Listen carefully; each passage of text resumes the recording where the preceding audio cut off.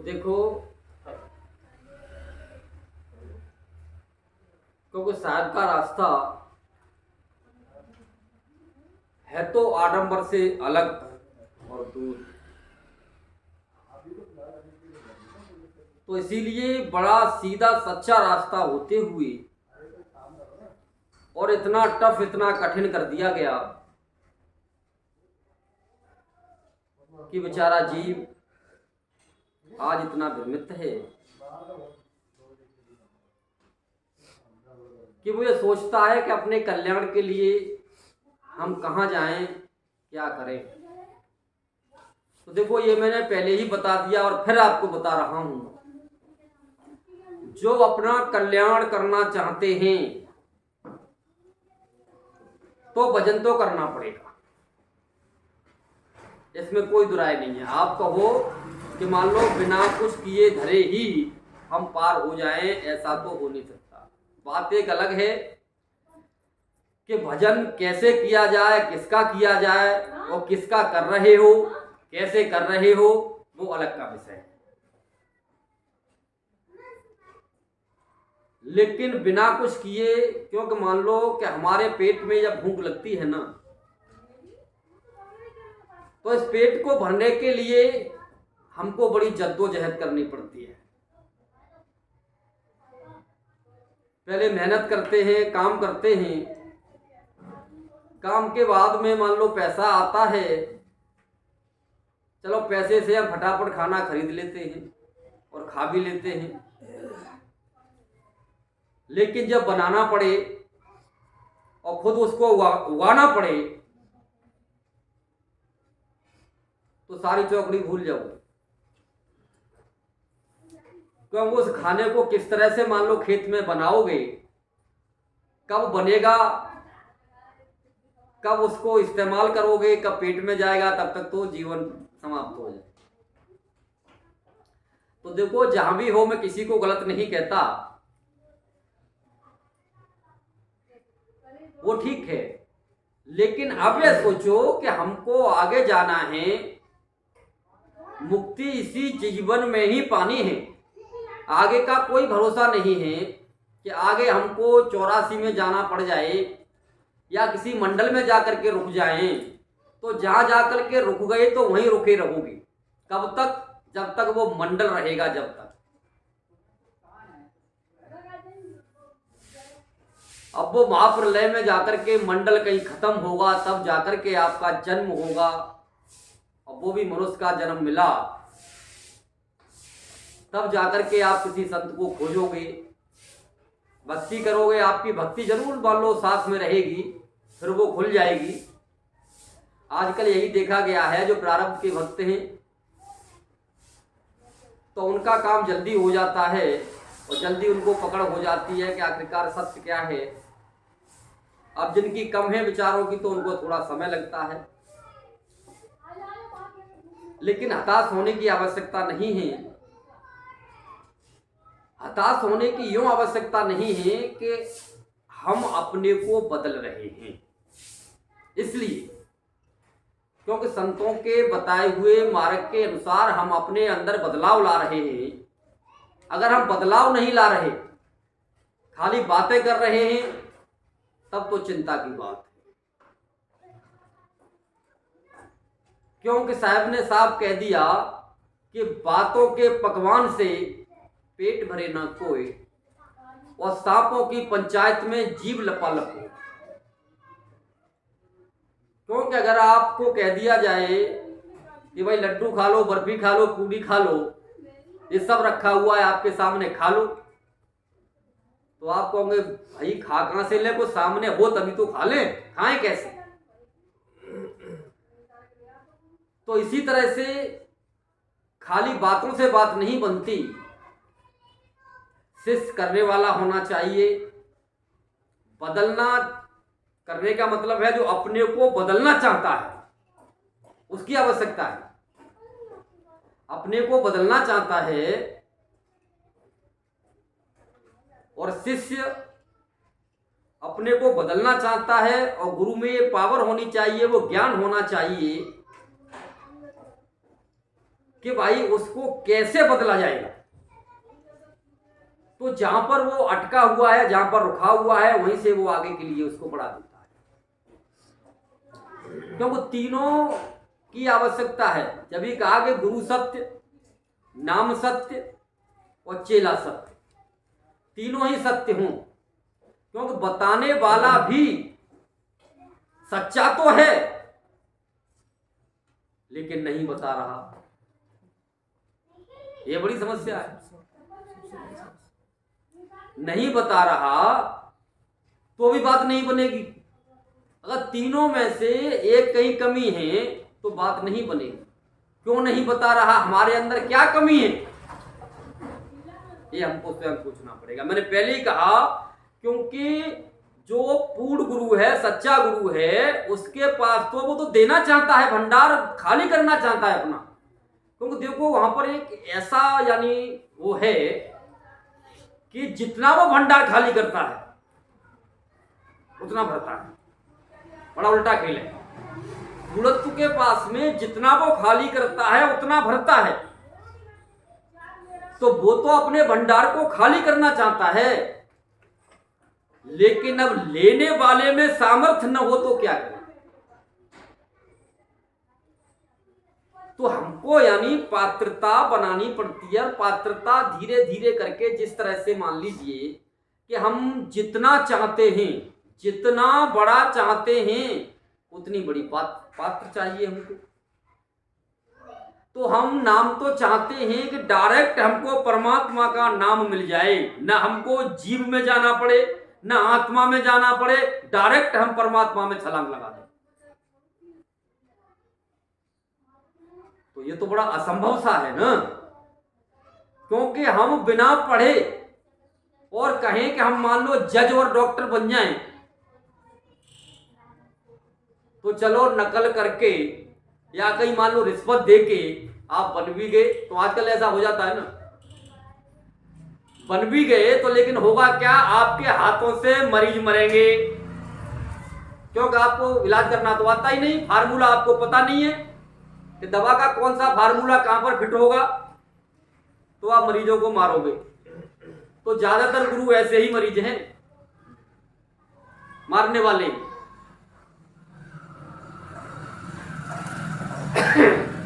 लेकिन जब आपके पास में सही फार्मूला है,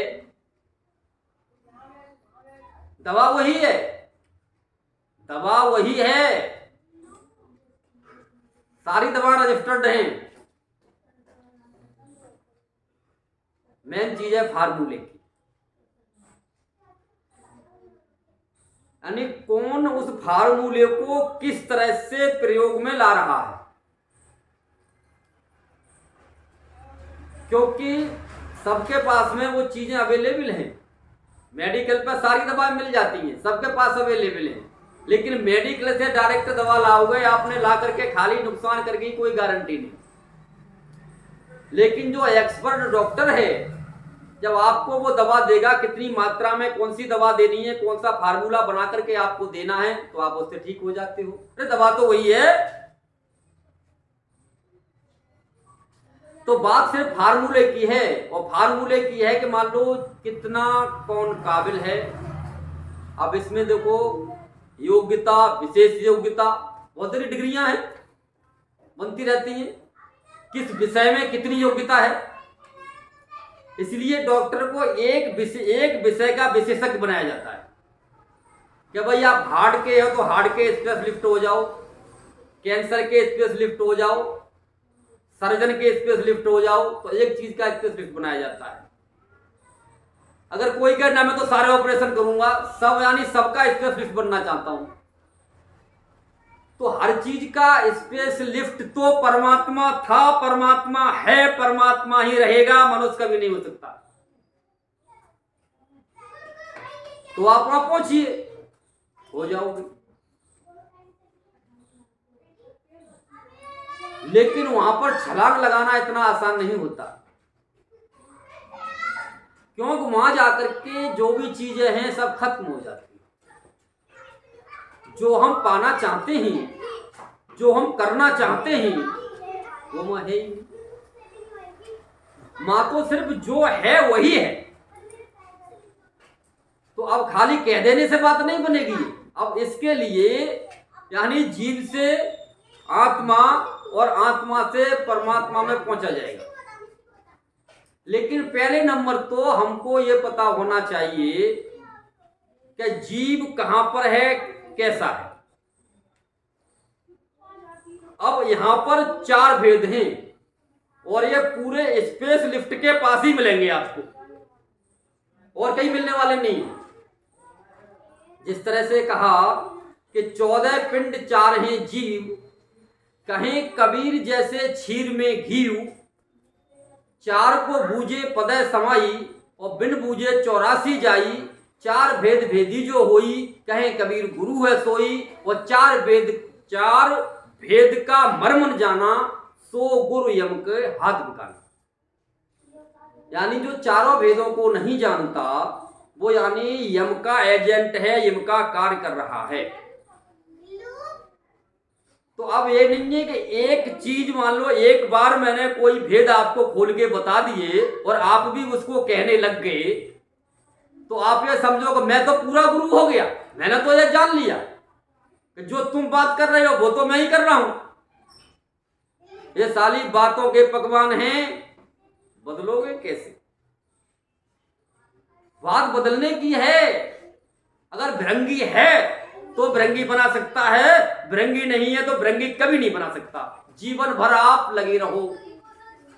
जिस तरह से और भी उदाहरण दिए साहब ने कि चुंबक लोहे प्रीति है, लोहे को ले तो उठाए, और ऐसे शब्द कबीर का काल से ले छुड़ा। क्योंकि अगर चुंबक के अंदर लोहा है, लोहा वो भी है, लोहा वो भी है, एक साधारण लोहा है, एक के अंदर चुंबक है। तो जो जिस लोहे के अंदर चुंबक है वो दूसरे लोहे को, साधारण लोहे को खींच करके अपने में मिला लेती है। अपने में मिला करके यानी इस तरह का कर लेती है, फिर उससे कोई भी चीज आप टच करेंगे वो भी चुंबक हो जाती है। अरे यही तो पूरे गुरु का काम है, और क्या है। लेकिन जब आप ही पूरे नहीं हुए और आप कहो कि मैं औरों को भी टच कर दूं, औरों को भी जोड़ लूं, कैसे जुड़ जाएगा? नहीं हो सकता। तो पूरे से तो जुड़ा रहना ही पड़ेगा, तब जाकर के वो लाइन इसी तरह से चलती है। और आपका लाइन को तोड़ करके मैं भागना चाहता हूं, तो लाइन को तोड़ करके कहीं नहीं भागा जा सकता। भागना चाहते हो तो कहां भागोगे? कहां भागोगे? सिर्फ डायरेक्ट परमात्मा में जाकर के विलीन हो जाओगे। यह है पहुंचना। लेकिन आप उस चुंबक में से छूट करके भागना चाहो तो पहले भाग सकते हो, जब तक उसमें एकत्व तो नहीं हुआ जब तक। क्योंकि पहले जो है लोहे के एकत्व का मतलब क्या है कि जब तक हमारे जंग होती है लोहे के अंदर, यानी कर्मों का बंबाड़ा ज्यादा होता है, संशय हमारे अंदर बहुत विराट होते हैं, तो जंग लगा लोहा होता है तो वो कभी थोड़ा सा टच करता है, फिर हट जाता है, फिर टच करता है, हट जाता है। लेकिन जब वो जंग उसकी हट जाती है धीरे धीरे करके, फिर वो अपने आप में इतनी शक्तिशाली हो जाते हैं दोनों, क्या वो अपने आप तो छूट ही नहीं सकता। अगर लोहा चाहे कि मैं चुंबक को छोड़ के भाग जाऊं तो भाग ही नहीं सकता। हाँ, चुंबक चाहे तो कहती है कि हाँ अब तू यहां रख जा। क्यों? कि भाई दूसरा कार्य करना। ये होता है भृंगी गुरु का काम। तो ये कार्य जीते जी होते हैं। ये कार्य नहीं होता है कि भाई गुरु मर गया तब गुरु बनेगा, तो भृंगी कहां था? वो तो कहते हैं ना कि एक दो कहावत है हमारे गांव की कि मरे खसम को नाम चलाना। तो मरा हुए गुरु के नाम को चला रहे हो, लेकिन जिंदा गुरु का नाम जीते जी मिलता है और जीते जी चलता है। क्योंकि वो तो आप एक परंपरा से बंधे हुए नाम चला रहे हो कि इनके ये गुरु थे, इनके ये थे, इनके ये थे, इनके ये थे, इस तरह से चला आता है। लेकिन जो यानी ये भृंगी गुरु का काम है, वह सच्चे गुरु का जो सत्य का काम है, वो आगे के लिए यानी ये नहीं सोचता कि मेरे को कोई यूं कहेगा कि भाई मेरे गुरु तो फलाने थे, उनका वो था, उनका वो था। अरे अवेलेबल में ही था, पहले भी मैं था, आज भी मैं हूं, बाद में भी मैं ही रहूंगा। लेकिन समस्या क्या है कि हम शरीर से ऊपर उठ ही नहीं पाते। गुरु नहीं उठ पाते तो शिष्यों को बेचारों को कैसे उठाएंगे?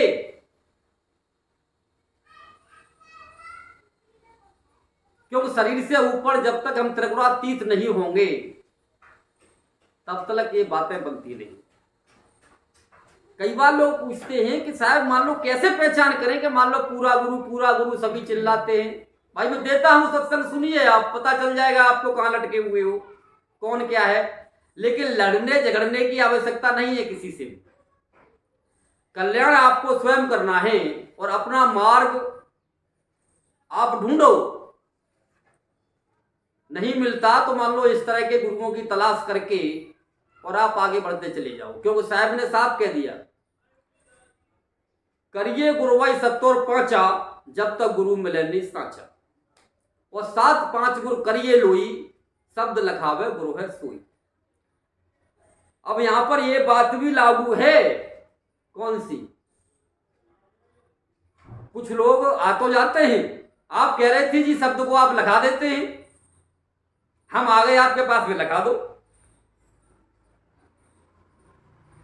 लेकिन किसको लगाया जाता है? जीव को लगाया जाता है,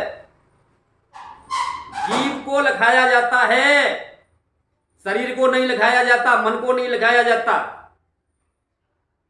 अगर यहां तक स्थिति है तो अभी लिख लो, कितनी देर लगेगी उसमें। लेकिन जब तक आपने जीव को ही नहीं जाना, जीव को ही नहीं देखा, और आप कह रहे हो मुझे तो परमात्मा दिखा दो जी, या मेरे को आत्मा में दिखा दो, कैसे देख लोगे भाई? क्योंकि लटके हुए वो शरीर में, मन, इंद्रियों में, और आप आकांक्षा करते हो परमात्मा की। आकांक्षा करना कोई बुरी बात नहीं है, लेकिन अच्छी बात वो है अपने आप को बदलने की कोशिश करो और आप यानी शरीर से ऊपर उठो। तो ये काम पल का था, पल का है और पल का ही रहेगा हमेशा।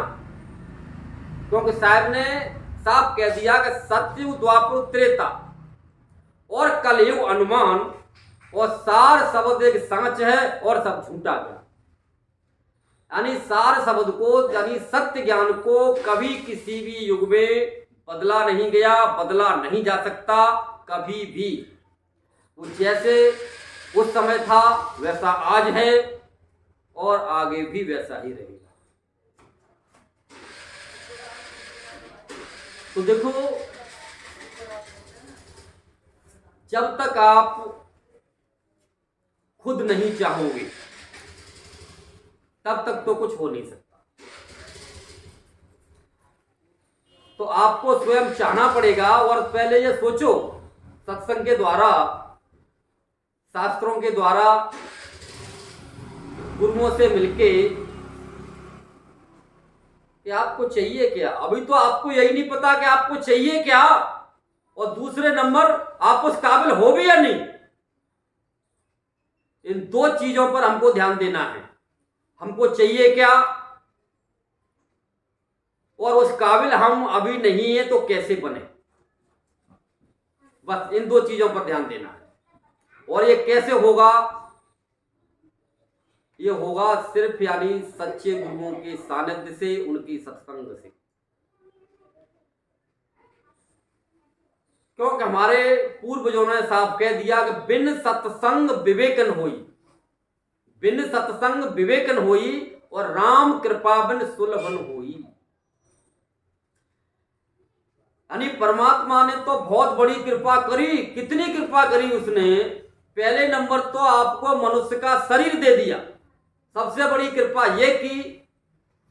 और उसके बाद में सबसे बड़ी कृपा मनुष्य का शरीर देने के बाद में उसने ये करी कि ऐसे गुरु का सानिध्य भी आपको दे दिया, ऐसे गुरु का सत्संग भी आपको दे दिया, तो जोड़ तोड़ नहीं करता,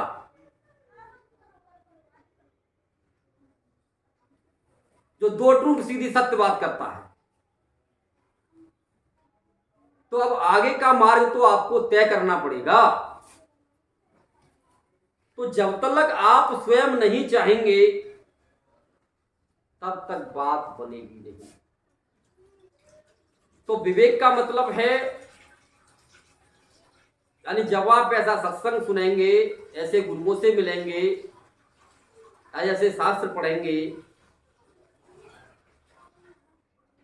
तो यानी आपकी, जिसको मेघा बुद्धि कहा जाता है, यानी विवेक जाग जाएगा, सिर्फ यानी सत्य पर ही सोचेगा। मेघा बुद्धि जिसको कहा जाता है वो सिर्फ यानी परमात्मा से मिलने के लिए ही प्रयत्न करती है, बाद बाकी और किसी से नहीं। क्योंकि उसको पता है कि संसार तो नश्वर था, नश्वर है और नश्वर ही रहेगा, और जब तक मैं संसार में हूं, तब तक जो मेरे को मिला हुआ है प्रारब्ध के अनुसार, मेरे कर्मों के अनुसार, मेरे से कोई छीन नहीं सकता, कोई नहीं छीन सकता। तो मैं परेशान क्यों हूं? इसी के लिए हमारे संतों ने साफ कह दिया, लेकिन हमारे अंदर वो विवेक ही उत्पन्न नहीं हो पाता जो कि हम आगे की सोच सकें।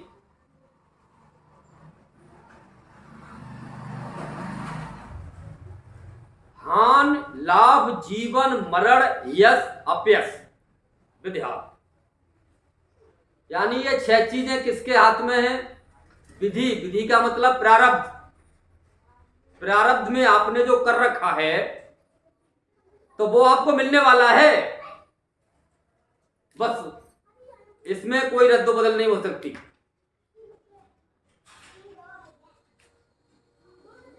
लेकिन जो आपको मुक्ति चाहिए, मोक्ष चाहिए, जन्म मरण से छुटकारा चाहिए, आत्म शांति से आत्म विश्रांति तक जो भी आपको चाहिए, तो इन चीजों से ऊपर उठना पड़ेगा। 6 चीजों से ऊपर उठेंगे तब आपको ऑटोमेटिक वो मिल जाएगा। तो आपकी समझ में आने लग जाएगा कि हाँ मुझे चाहिए क्या। लेकिन जब तक आप मान लो ऐसे सत्संग में जाकर के, ऐसे गुरुओं से मिलने के बाद भी इन 6 चीजों के लिए ही प्रयत्नशील रहे, तो आप वहां तक पहुंचने में बहुत समय लगेगा। कितना समय लगेगा कुछ नहीं कहा जा सकता,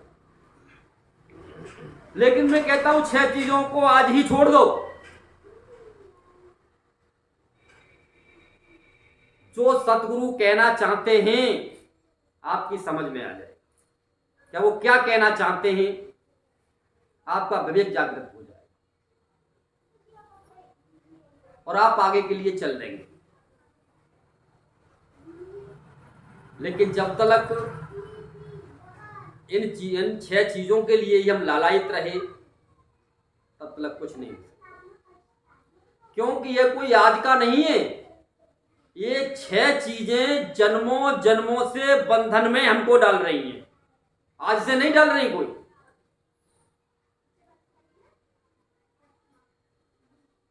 क्यों? कहीं हानि हुई, कहीं लाभ हो गया, कभी बहुत बड़े समाज सेवी बन गए, कभी बहुत बड़े गुरु बन गए, बहुत बड़े सत्संगी बन गए, कभी हमें तो कोई पूछता ही नहीं। हम सब कुछ जानते हैं फिर भी हमें कोई नहीं पूछता। तो क्या है, गुरु पे कोई फर्क ना पड़ता। वो पूछवाने के लिए थोड़ा ना बैठा मुझे कोई पूछे।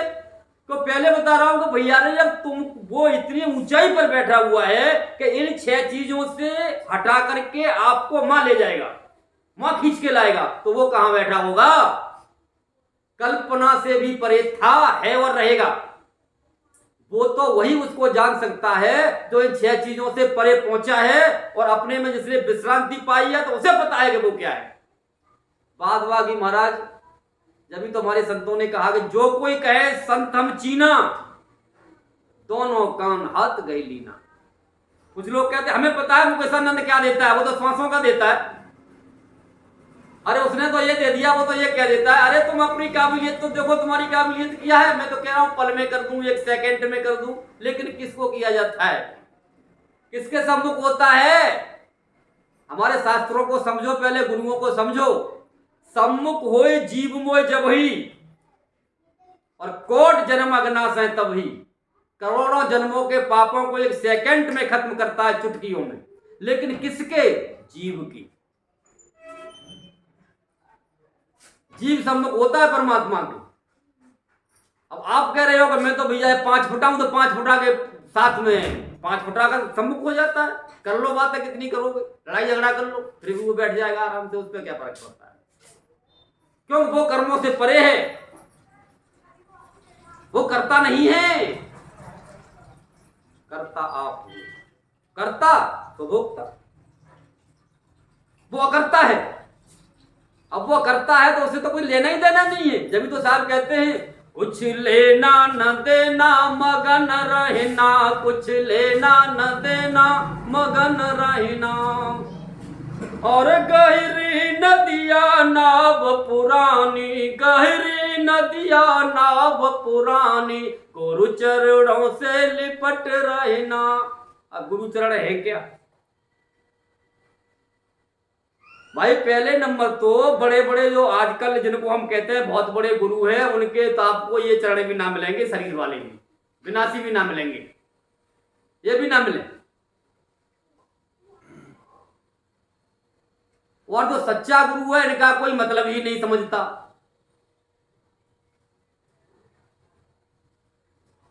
आखिरकार उसके चरण कहां पर हैं? चरण से ही शुरुआत होती है, चरणों से ही शुरुआत होती है भक्ति की। और चरण कहां होते हैं? सबसे नीचे होते हैं। तो कहां मिलेंगे चरण? शुरुआत कहां से होती है? दिल में खोजो, दिल माहे खोजो, राम रहीमा रामा, देखो राम रहीमा रामा। जिस डर से बहु लोग डरत हैं, वो डर हमरे नाही, देखे वो डर हमरे नाही। क्योंकि जिससे, यानी 6 चीजों में सभी को डर लगता है, तो मेरे साथ ये नहीं हो जाए, मेरे साथ ये नहीं हो जाए, वो इन सबसे परे हो जाए। तो गुरु के चरण कहां मिलेंगे आपको? हृदय के अंदर। लेकिन अब हृदय में ऐसे काट के देखोगे तो वहां कुछ नहीं मिलेगा। लोगों ने ऑपरेशन कर करके देख लिए कि यार कहां पर कमल है, कहां पर मान लो परमात्मा बैठा है, कहां पर आत्मा बैठी है, कुछ भी ना मिलता। जब तो क्यों नहीं मिलता? क्योंकि ये चीजें जब ही कहा गया कि भाई प्रकट होती हैं, है नहीं, प्रकट होती है।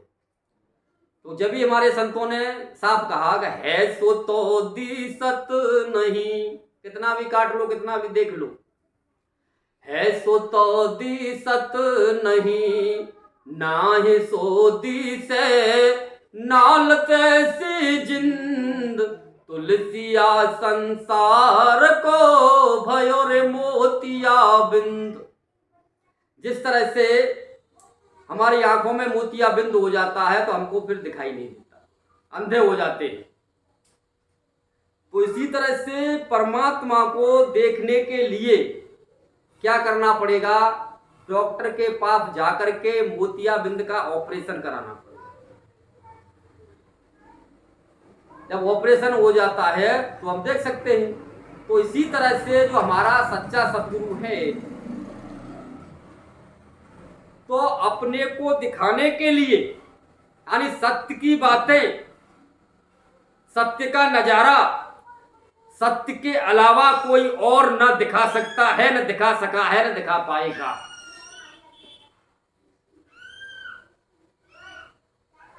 लेकिन अब आपको सत्य ढूंढना पड़ेगा। सत्य है क्या? है अपने ही अंदर है, अपने पास ही मिलेगा, था, है और रहेगा। क्योंकि शरीर छोड़ने के बाद भी सत्य रहेगा, लेकिन फिर आप जान नहीं पाएंगे उसको। लेकिन शरीर रहते इस समय हम सत्य को जान सकते हैं। और सत्य को जानने के लिए सीधा सा तरीका साहब ने साफ बता दिया। साच झूठ कर यह संसारा, साच आत्मा है झूठ पसारा, साच की यार झूठे में बासा, क्रम क्रम तजोर झूठ की आशा। यानी इस शरीर के अंदर यानी क्या सत्य है? आत्मा और परमात्मा सत्य है, बाद बाकी सब अवंबाड़ा है, कुछ भी सत्य नहीं है। चाहे हम मान लो कोई भी विचार कल्पना या मान लो प्रकाश अनहद ध्वनि जितने भी हैं सब असत्य हैं, सत्य नहीं है। हाँ यह कि कुछ समय के लिए मन को भरमाने के लिए, मन को मान लो उसमें लगाने के लिए ठीक है, लेकिन मन को खत्म करने के लिए नहीं। तो जब भी ज्यादातर इस दोहे को बोलते हैं गुरु लोग कि माया मरी न मन मरा, मर मर गए शरीर आशा तृष्णा ना मरी, और कह गए साहब कभी। बोले ये तो मरते ही नहीं है कभी भी, लेकिन साहब कहते कौन कहता है नहीं मरते? सच्चे गुरु के पास पहुंच करके, पूर्ण गुरु के पास पहुंच करके अगर जिज्ञासु है, बदलना चाहता है तो मरते हैं। कैसे मरते हैं? माया मार मन मारिया। पहले तो माया को वो दिखाएगा, माया देख इसको कहते हैं, और देखने के बाद सफाया कर दिया जाता है कि माया मार। उसके बाद मन का नंबर आता है, माया ही नहीं मरी तो मन को क्या ऐसी तैसी भी मारोगे? कैसे मरेगा? क्योंकि माया का शरीर ही बना हुआ है, मन तो बहुत दूर की बात है। इस संसार सारा माया का ही बना, जो कुछ भी दिखाई दे रहा है इन दो आंखों से सब माया है। तो पहले इसको कैसे खत्म किया जाता है? इसकी मान लो युक्ति हमको चाहिए। माया मार मन मारिया। फिर यानी मन में जो कल्पनाएं क्लेश दुनिया भर के बंबाड़े आते हैं उनको कैसे खत्म किया जाता है? ये पूर्ण गुरु के द्वारा ही संभव है कि माया मार मन मारिया, तो आशा तड़फड़ा मार के, फिर न किसी की आशा, क्योंकि आशा करोगे तो फिर उसको चाहिए और नहीं मिलेगी तो फिर गई 84 में कि आशा मार, फिर आशा को खत्म किया जाता है। आशा मानी तृष्णा, आशा मर गई, तृष्णा अपने आप मर जाएगी। आशा तृष्णा मार के, इन चारों चीजों को मारने के बाद लो स्थिर हो गया कबीर। जो बचा वो कबीर है। कबीर कोई खिलौना नहीं है, कबीर कोई शरीर नहीं है। जो बचा, जो रह गया वो कबीर है, बाद बाकी सब खत्म हो गया।